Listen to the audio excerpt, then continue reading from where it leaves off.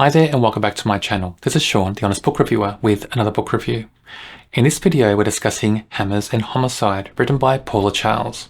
It's a cozy mystery and it's the first book in the Hometown Hardware mystery series. I did enjoy this book. It's a fun read. It has a really good small town cozy feel to it that came through so strongly. There is a paranormal element to this story though that I think didn't suit the book. It's not a paranormal cozy mystery series, so I'm just wondering why that was there, because it played a big part in this book, especially towards the end. So I'm just wondering what the author was doing with that paranormal aspect. Other than that, the mystery is strong, the characters are good, the small town setting is brilliant. There's a lot to enjoy in this book. We meet Donna, the protagonist in this book. She runs a hardware store in the small town. Her husband used to run the hardware store, but he died about 3 years ago before this book starts. So Donna is a widow and her 3 adult children live out of home.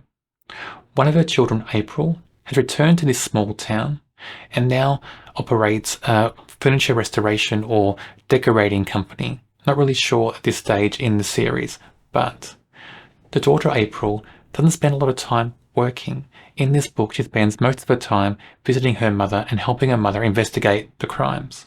So I'm wondering about that. Is April meant to be working more in this story? I'm not sure. So to build up to the mystery and the crime in this story, the author uses a familiar trope that's used in many cozy mysteries. That being a character that comes in from outside of town, causes friction, many people don't like this character, and the character ends up being found dead. That happens in this book.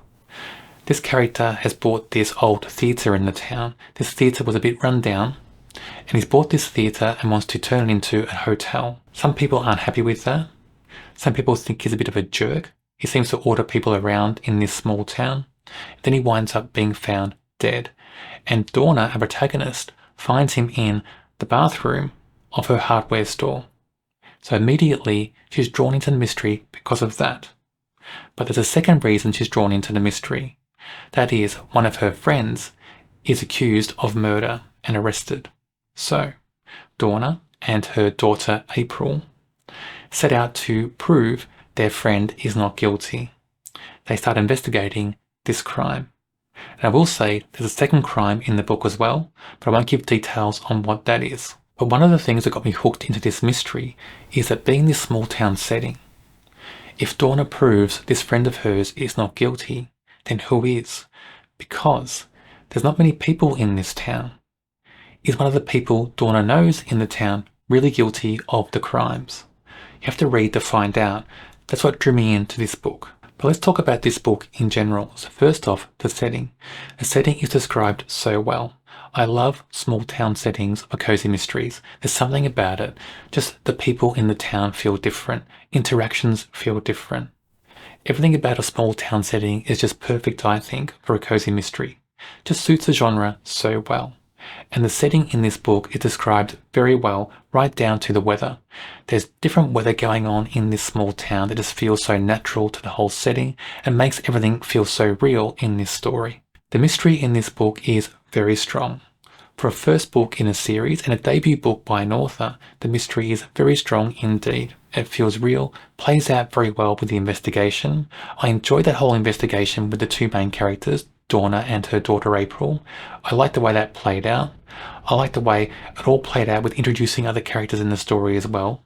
Didn't come across as forced, came across as very natural and organic in the book. So well done on the mystery front in this story. The characters in this book in general suit the small town setting so well. The way they interact with each other especially just feels like a small town to me. And I just like that in this story. It all feels real. The characters just suit this setting so much and makes them feel lifelike. It makes the setting feel lifelike as well because the characters just suit it so well. Everything about those characters is really well done. But there's 2 little things in this story that make me wonder a bit. The first, that paranormal aspect. And I don't think it needed to be there. It's not a paranormal cozy mystery. If it was a paranormal cozy mystery, I wouldn't bat an eyelid. I'd expect it.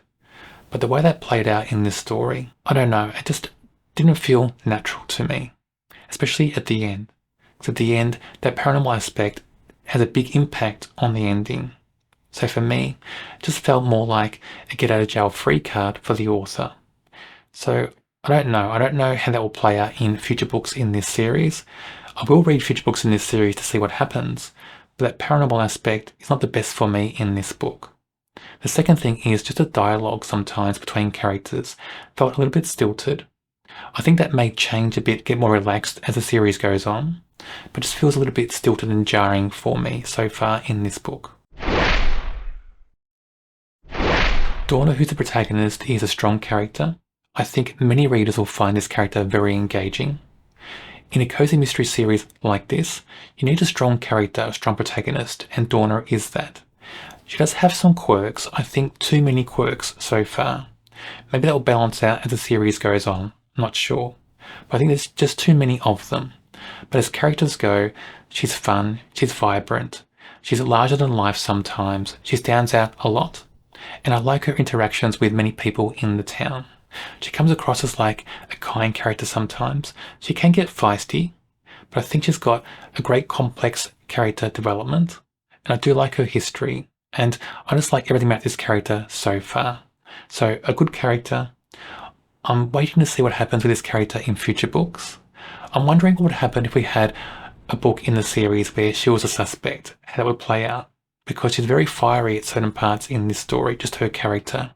I'm wondering how that would go if she was a suspect and under more pressure. April is Donna's daughter in this book. She's a good character, but she feels too similar to her mother in the story, especially when they're investigating the crime together. It feels like the same character with just two different names sometimes. They're not unique enough in the story. I'm wondering how that will play out if the series progresses.